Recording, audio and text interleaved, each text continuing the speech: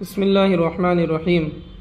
میں السیرۃ النبویہ جو حضرت علامہ سید احمد بن زینی دحلان مکی رحمۃ اللہ تعالی علیہ، جو کہ اعلیٰ حضرت کے بھی استاذ ہیں، آپ نے حضور پاک علیہ الصلوۃ والسلام کی سیرت مبارکہ پر ایک بہترین اور بہت ہی جامع کتاب جو ہے آپ نے تحریر فرمائی ہے۔ اس میں سے ایک پیاری بات آپ کے سامنے پیش کرتا ہوں، اور خود بھی سنیں اور دوسروں کو بھی جو ہے یہ معلومات شیئر کریں کہ حضرت ابن عباس رضی اللہ تعالی عنہما سے روایت ہے کہ حضرت آدم علیہ الصلوۃ والسلام سوئے ہوئے تھے۔ اللہ تعالی نے ان کی بائیں پسلی سے حضرت حوا رضی اللہ تعالی عنہا کو پیدا کیا۔ حضرت آدم علیہ السلام بیدار ہوئے تو انہیں دیکھ کر سکون حاصل کیا، ان کی طرف میلان ہوا، یعنی آپ کی طبیعت ہوئی، ان کی طرف توجہ ہوئی، ان کی طرف دست محبت بڑھایا، یعنی آپ نے ہاتھ ان کی طرف بڑھایا تو فرشتوں نے، ملائکہ نے کہا آدم علیہ السلام رک جائیں۔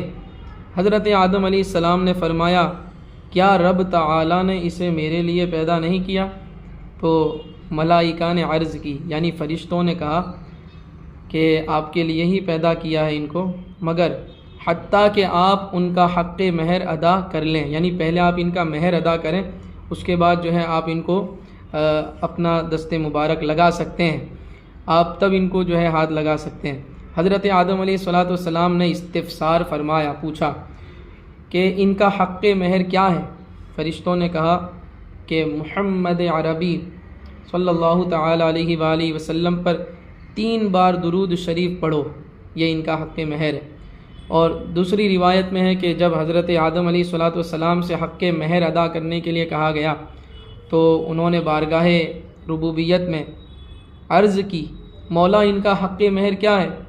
تو اللہ رب العالمین نے، رب تبارک و تعالی نے فرمایا میرے محبوب محمد بن عبداللہ صلی اللہ تعالی علیہ وآلہ وسلم پر 20 بار درود شریف پڑھو، یہی حضرت حوا رضی اللہ تعالی عنہا کا حق مہر ہے۔ سبحان اللہ، عاشقان رسول، کیا بات ہے درود پاک کی فضیلت کی۔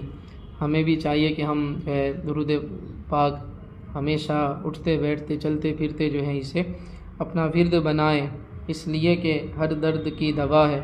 صلی علی محمد، تعویذ ہر بلا ہے۔ صلی علی محمد صلی اللہ تعالی علیہ وآلہ وصحبہ وسلم۔